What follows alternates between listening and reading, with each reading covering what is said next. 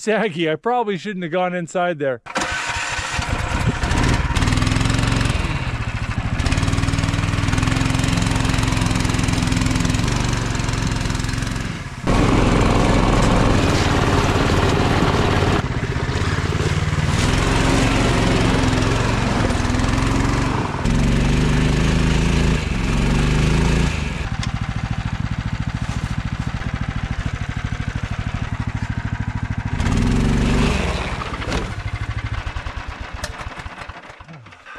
That little snow dog weighs just under 300 pounds and it has no reverse on it, so